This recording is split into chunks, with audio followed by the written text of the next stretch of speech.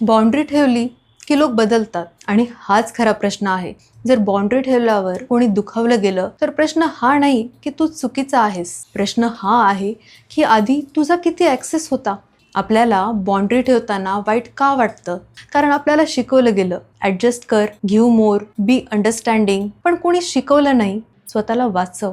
Boundary म्हणजे भांडण नाही, बाउंड्री म्हणजे सेल्फ रिस्पेक्ट.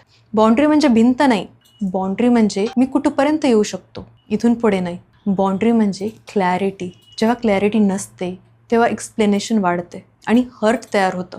4 प्रकारच्या बाउंड्रीज आहेत. इमोशनल, कुणाच्या मूडला स्वतःचा मूड कंट्रोल करू न देणं. टाईम, स्वतःसाठी वेळ राखणं.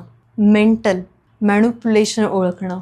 फिजिकल, कम्फर्ट रिस्पेक्ट करणं. हेल्दी रिलेशनशिपमध्ये या सगळ्यांना जागा असते. आता आपण पाहू बाउंड्री ठेवायची पद्धत.